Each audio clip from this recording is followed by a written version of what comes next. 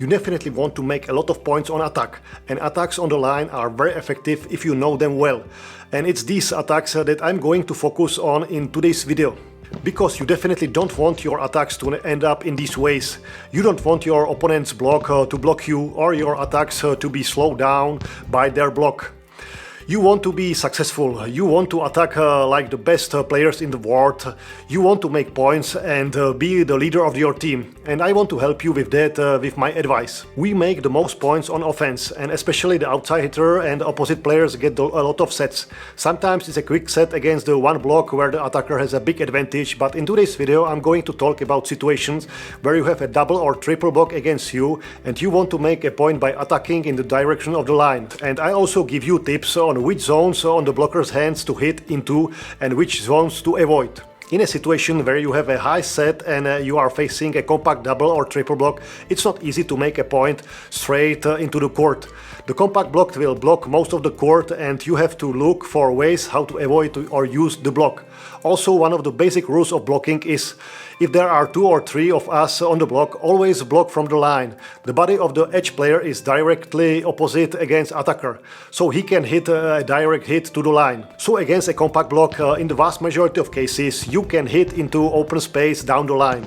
That's why today I'll give you some advice on how to help yourself in this situation and how to make a point, or at least how not to lose a point. But first I want to thank Volley, the sponsor of this video.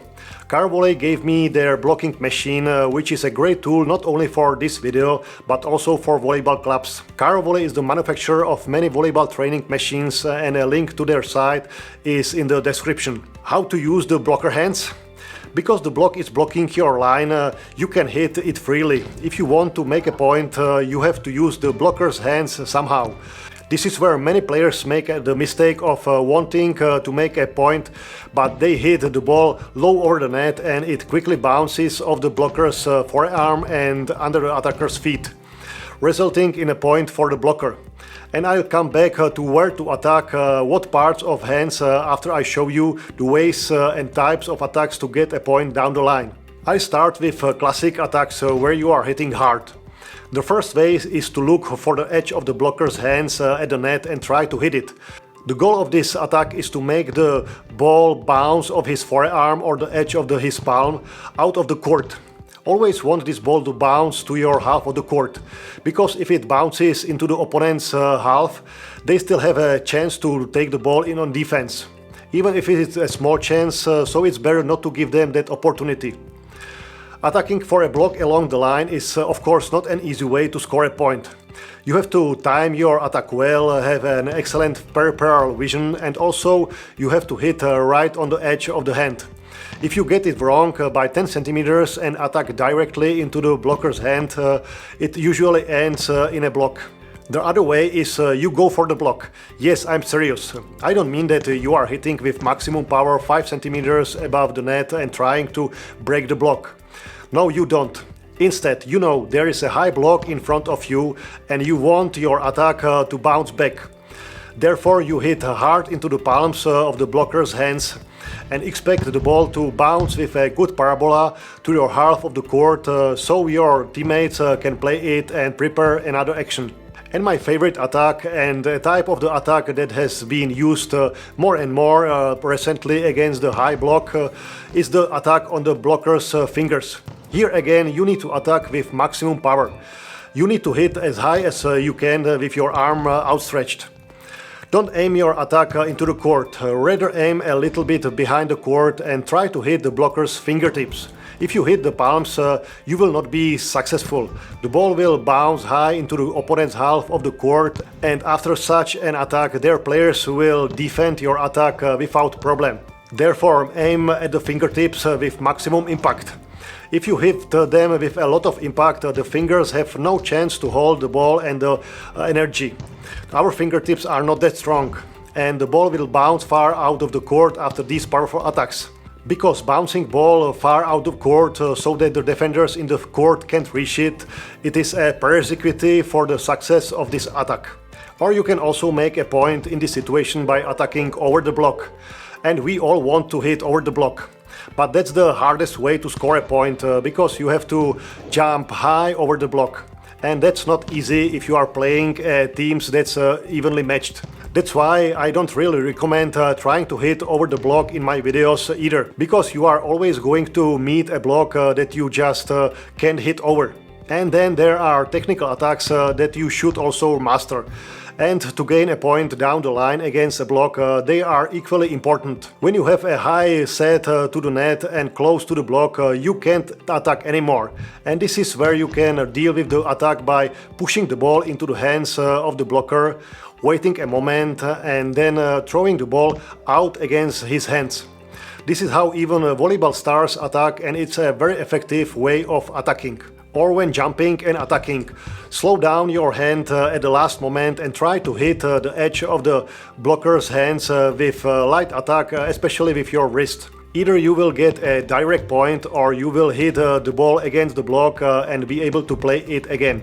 I also recommend that you use a tip behind the block from time to time, or a power tip to the middle of the court.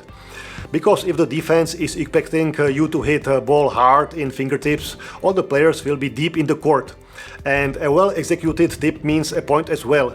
Or instead of a tip, use a roll shot just behind the block. And I cannot forget, slowing your hand down and throwing the ball against the block with the goal of having it bounce into the out is also a very effective way to score a point. And in recent years it has also become a trend to solve these situations against a compact block by setting the ball with your hands in a jump against the block. Especially if you have set a bit of the net or war set, jump, but instead of attacking, set the ball against the block with the aim of hitting the edge of the block. So those were the kind of attacks that you can make a point down the line, even if there is a double or triple block. But what we haven't covered is where your hard attacks and technical hit should actually aim, because just attacking the hands of the blockers is not enough. That's why I divide the blocker's hands into 3 zones. The safe green zone. If you attack it, you'll have a high probability of scoring points and the block has a little chance of blocking you. The orange zone. If you attack these spots, you still have a chance to score a point, but it's a riskier zone to attack. And the red zone. If you attack this zone, you usually won't get a point, but instead you will be blocked. And there is also a difference between these zones depending on the type of your attack. That is where to attack hard and where to direct your technical hits. When you are hitting hard or powerfully, the safe green zone is along the entire edge of the blocking player's hand and also by the fingertips. When you hit hard into the green zone, you have the best chance of scoring a point with a hard attack. The orange zone is the palms of the blocker's hands. When you hit hard into the palms, the ball will bounce to your half of the court or the opponent's half.